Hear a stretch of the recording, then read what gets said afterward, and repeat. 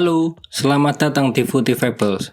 106 menit pertarungan taktis yang membakar, suhu ekstrim 35 derajat Celcius, dan satu kartu merah fatal di masa krusial. Final Piala Dunia 2026 di Stadion MetLife bukan sekedar partai puncak, melainkan duel dua kutub sepak bola paling kontras di planet ini. Di satu sisi, ada Spanyol asuhan Luis de la Fuente yang datang membawa masterclass posisional dengan rekor 37 laga tak terkalahkan.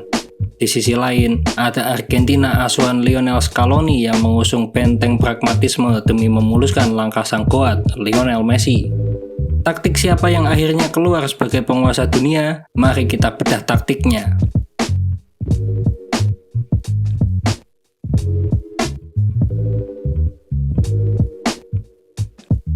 Sebelum bola ditendang, masalah terbesar bagi kedua manajer adalah bagaimana memegang kontrol tanpa mengorbankan stabilitas. Lamine Yamal tetap diturunkan sebagai starter di sayap kanan meski kondisinya belum 100% pulih akibat masalah hamstring. Di kubu lawan, Scaloni menumpuk 4 gelandang dalam skema 4-4-2 rapat untuk mematikan sirkulasi bola Spanyol.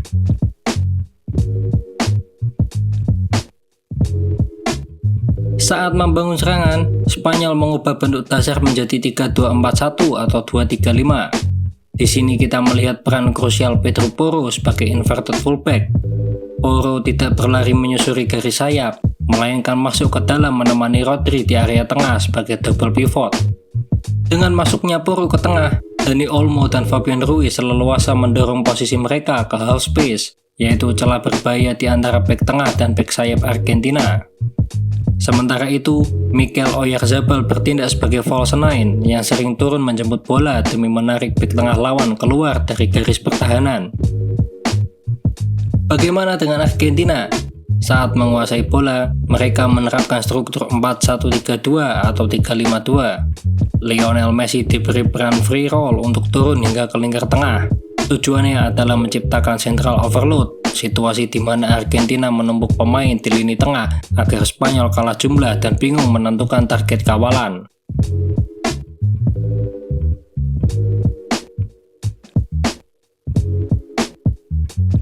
Sekarang, mari kita lihat saat kedua tim kehilangan bola. Disinilah kontras taktis antara penekan agresif dan benteng pragmatis terlihat sangat jelas.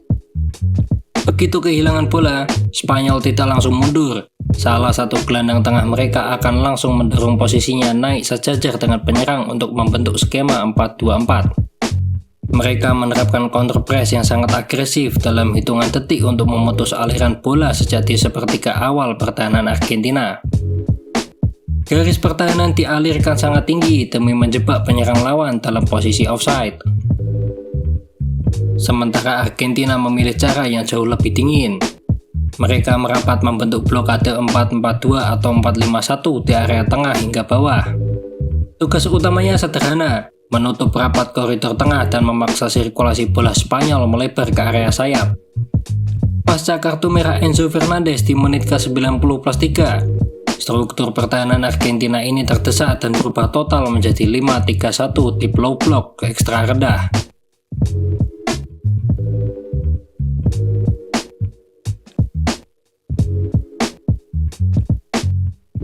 Pertandingan ini ditentukan di 3 titik krusial. Scaloni menginstruksikan Alexis McAllister untuk melakukan penjagaan semi-man marking terhadap Rodri. Menguji Rodri ibarat mematikan saklar utama listrik sirkulasi Spanyol. Namun, kecerdasan pergerakan Rodri tanpa bola secara konsisten membuka jalur operan baru bagi Cubarsí dan Laporte. Sementara Lamine Yamal sengaja berdiri melebar di garis lapangan untuk mengisolasi Nicolas Tagliafico dalam situasi 1 versus 1. Begitu Tagliafico terpancing melebar, Pedro Porro langsung melepaskan underlapping run, tusukan tajam dari koridor dalam yang membelah pertahanan Argentina. Saat menyerang, Spanyol menyisakan struktur 3+1 di belakang.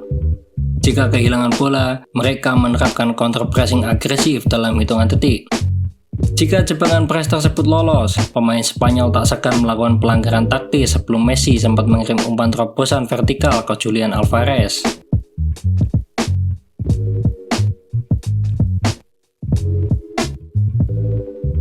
Laga berjalan sangat alot hingga memasuki akhir waktu normal. Scaloni sempat memperkuat pertahanan dengan memasukkan Leandro Paredes di awal babak kedua. Namun, titik balik terbesar terjadi di menit ke-90+3. Enzo Fernandez menerima kartu kuning kedua setelah melakukan pelanggaran keras terhadap Pau Cubarsí. Bermain dengan 10 orang, Scaloni menarik keluar Julian Alvarez, memasukkan bek tengah Marco Senesi, dan menumpuk timnya dalam benteng pertahanan ekstra rendah 5-3-1. Di sisi lain, suhu ekstrim 35 derajat Celcius membuat rumput stadion MetLife kering dan memperlambat aliran umpan pendek Spanyol. Melihat kondisi ini, De La Fuente langsung mengeksekusi plan B, menghentikan umpan-umpan pendek di tengah dan beralih ke skema ultra direct wing play dengan memasukkan Nico Williams dan Ferran Torres. Menit ke-106, skema plan B tersebut membuahkan hasil sempurna. Spanyol menumpuk 6 pemain di sepertiga akhir dengan struktur 2-4-4. Karena Argentina kekurangan satu gelandang akibat kartu merah Enzo, Pedro Porro berdiri tanpa kawalan di right half space. Porro melepaskan diagonal cross. Di tiang jauh, Nico Williams memenangi duel udara atas Nahuel Molina dan menyundul bola ke area tengah. Ferran Torres melakukan blindside run, pergerakan cerdas dari area buta bek Argentina yang kelelahan, lalu menyambar bola dengan sepakan kaki kiri yang menjebol gawang Dibu Martinez. 1-0 untuk Spanyol.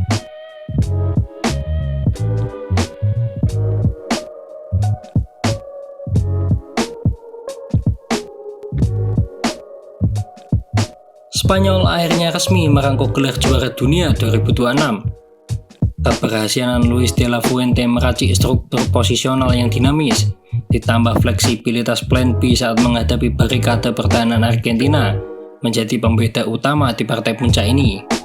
Bagaimana analisis kalian? Apakah kartu merah Enzo Fernandez di menit ke-90+1 murni karena kecerobohan individu, atau merupakan dampak logis dari tekanan posisional play Spanyol yang terus menguras fisik dan mental pemain Argentina selama 90 menit?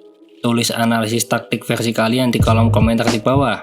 Jangan lupa klik tombol like, share, dan subscribe agar tidak ketinggalan pembedah taktik sepak bola mendalam lainnya. Sampai jumpa di analisis taktik berikutnya.